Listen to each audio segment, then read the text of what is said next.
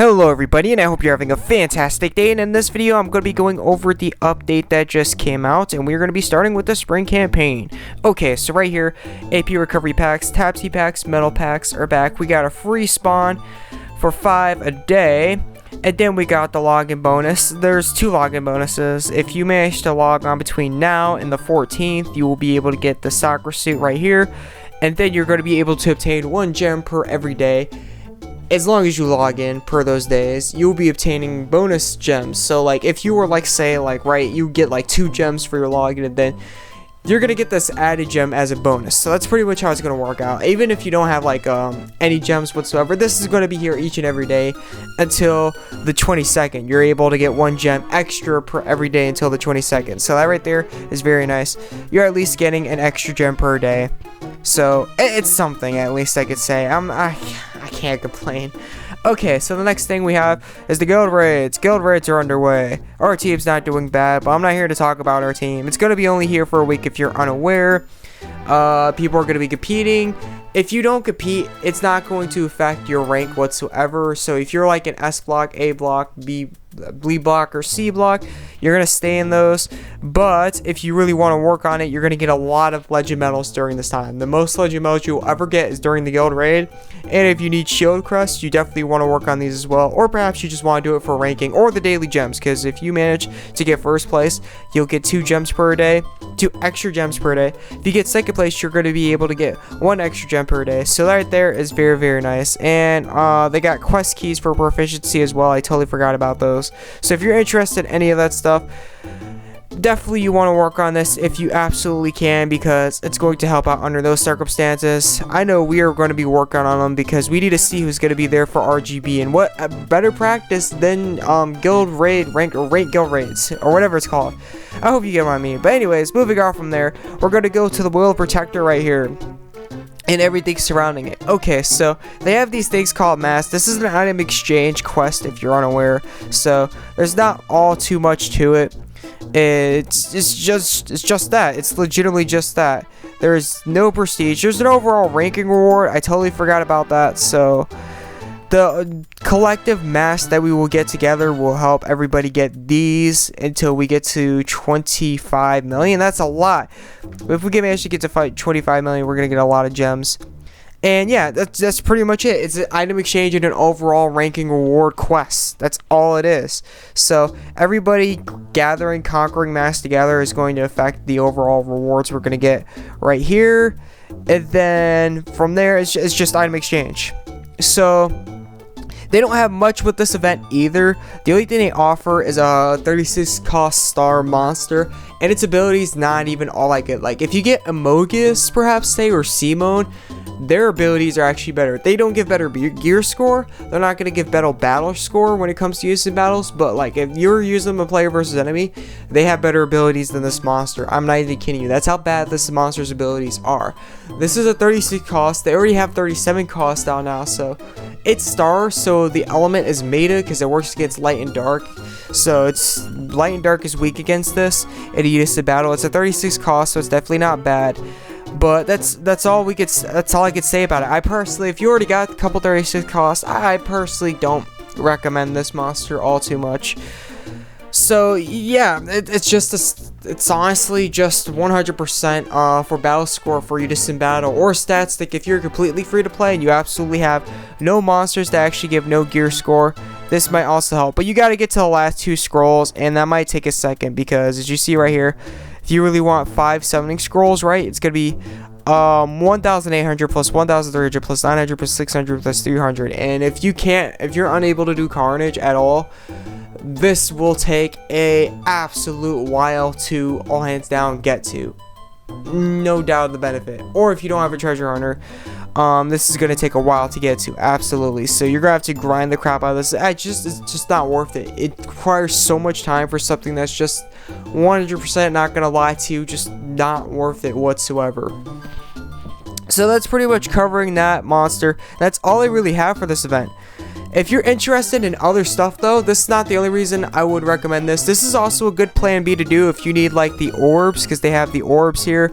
They have droplets of ether, awakening orb pieces. I can actually show you right here because I actually have some. So they have orbs right here. If you need some of the orbs, you could get them when here. Drops of ether, awakening orb pieces. They have proficiency scrolls, enchantment jewels, and they also have a lot of premium eggs. They're only 5 for each, so you can absolutely go ham on the premium eggs and get you a lifetime supply of reforged material, because they got 30 right here, and that's a lot. That's a lot of premium eggs. Even though it costs 2 to reforge 1 piece of gear, that's a lot. That's like, I think 15 gear pieces that you could freely reforge without worrying about premium eggs. So yeah, that's a lot of premium eggs. That's a lot of them.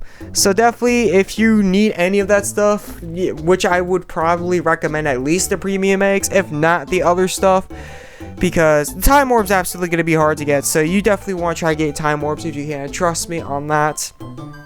Just like, this is a great plan B to do. If you don't have anything to burn your AP, if you're not working on other stuff, if you're not working on ordeals, or perhaps you're not working on super united offenses, anything really, you just need a place to burn your AP, definitely do this, because this is a good side reward system they have going on here with the mask and everything surrounding it. So definitely look into that if you definitely just need something to do, and possibly something to help you out in the end run. Okay, so the next thing they have, and the last thing they have, is the video point spawn. The video point spawn has an update as well. Hooray! At least I wish I could say. With this video point spawn, all they did was really change the UI, or the outlook of how this is going to look right here. Just because they did that doesn't mean that it's actually going to have any higher rates than it already does, and they just added some gear to it. That's all they did. They haven't changed anything around besides that. They added a couple gear pieces, and then they pretty much changed how it looks from the distance. That's all they did. Personally, I think you should do more with this video point spawn. Seriously. I think you should add a bit more rates to the SSRs, so that way you have better rates for SSR ups. Not too much, not crazy amount, like ridiculously crazy amount, but at least a little bit higher than it already is. And I think like the 24 cost SSR or higher, I don't think that's 100% like good at this point, to be fairly honest. I think instead, I personally think it would be better off doing a 26. I understand that it's ads and it's going to be free to play, and you obviously want to promote your game, so you shouldn't push it too far, but this is a little too outdated. I think personally, you do have a huge reward pool, so 31 cost or 26 cost or higher SSR gear guaranteed at the last step, I think would be a good idea, because I believe you have a decent amount of 31s in here. I know you don't have a lot of 32 pluses, so the rates are going to absolutely be stretching out towards those, but I think you should have like at least somewhere between I think 10% chance to actually get one of these new feature gears.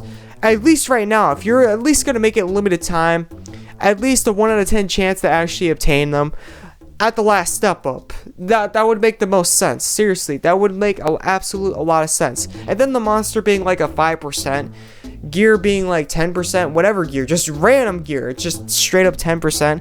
I think that would be awfully fair if you were able to do that at the 10th step up. Seriously, that would be phenomenal. But anyways, moving on from there, let's actually talk about the gear that came out for the video point spawn. Okay, so right here we have the monster starting off, Kurama. Kurama's a 37 cost with potential count, so besides the 40 cost dragons that are out, if you aren't aware about the 40 cost, they only come out whenever a team wants to come out with them. They're like events only.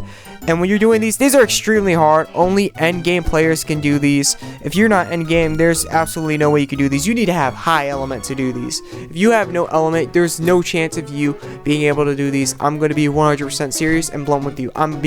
You can ask anybody who's done 40 costs. If you think you're going to be able to join with no element, think again. Even if you're just getting carried, right, you're going to die way beforehand. So you have to be pretty dang endgame to do these. So anyways, moving on from there, besides talking about that, what I was actually trying to talk about was this being the highest battle score you can obtain. This and Loki are going to have the highest battle score, because 37 costs are not going to have awakenings for a while, besides those that already have like awakenings when they came out. And Kurama and Loki are the only ones so far, 37 cost wise, to have awakenings. And because of that, they're going to give the most battle score. Besides the 40 cost, they're going to give the most battle score out of all 37 costs in the game right now.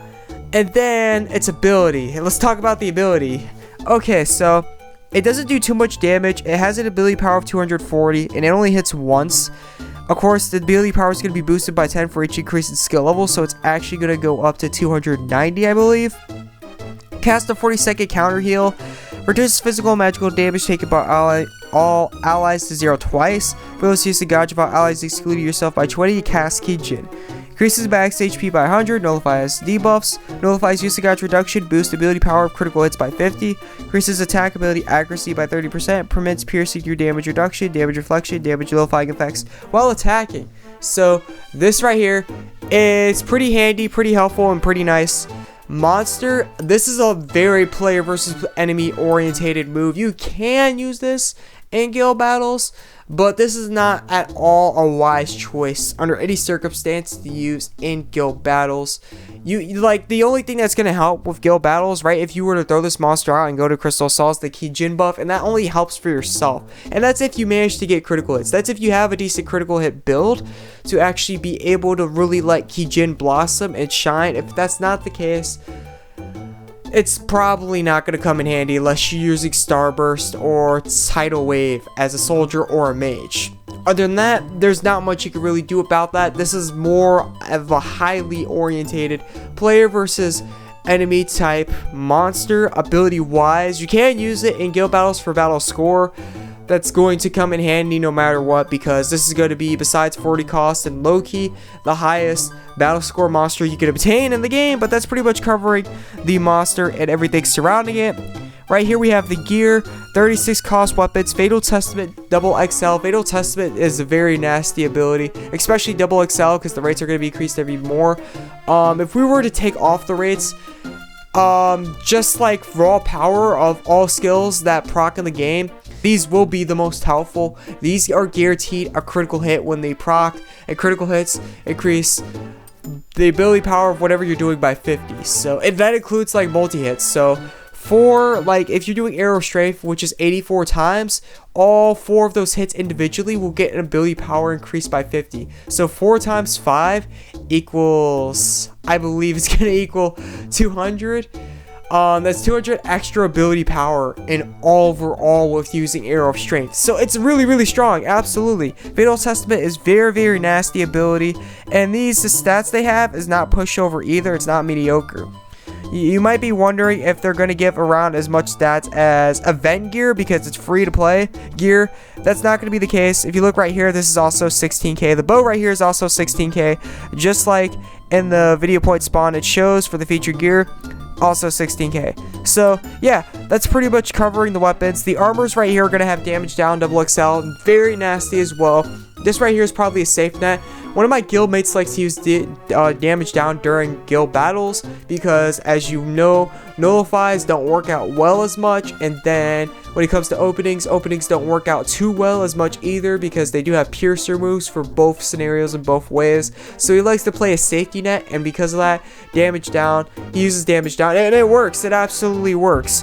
It has a really high proc rate, and it reduces damage no matter what you do. So it works no matter what. And it's just handy. It's really helpful. It seriously is. Issue with this is its 37 cost. Other than that, 37 cost is absolutely going to be the highest stats, but it's just going to be hard to infuse is what I'm trying to say. So yeah, that's pretty much covering the gear with the video point spawn. One last thing I want to mention is with the time. These are time elements. Both this and the new treasure spawn that I have out are both time element gear. So would this be useful when the star 40 cost comes out, Azrath? My question to that is, yeah, it's going to be helpful when the 40 cost Star Dragon comes out, stat-wise. Ability-wise, not too certain about that. That's really for you to judge. Now, these do right here, the ones in the treasure spawn do replace your regular attack. So if you need something to replace your regular attack, all hands down, that's going to be useful. But the skill they have, the added effect is critical hit chance massively increased, and Fatal Testaments are critical hit guaranteed. When you're doing the 40 cost Star Dragon, in the rules, it says that you and your teammates' critical hits will be nullified. There will be no critical hits involved when you're doing the star 40 cost. So that's why I'm saying the skill's not going to be in handy too much. When you're doing the treasure spawn one, it's going to be coming in a lot more handier for the star 40 cost. If you were to do this in anything else, the Fatal Testament XXL absolutely supreme and absolutely rules over it. But if you're doing the 40 costs, the Divine Testament's going to help out a little more because it has an ability to replace the attack. And on top of it, the added effect's not that's an added effect. It already does what a regular Testament XL does. So it's going to become less useless. It's going to become nerfed when you're doing the star 40 because critical hits won't be involved. Last thing, they have right here a friendly smile thing. It looks like when you have a friend request pending from now on, they're going to be doing that. And it sucks for me because I'm off. I get friend requests a lot, so I'm gonna be seeing this a lot, and you're gonna be seeing this a lot on my screen. So anyways, moving on from there, that's really it all for this video. Thank you for tuning in, thank you for watching, and I hope this helped out. This is the Azrath, and I'll catch you in the next video. Peace.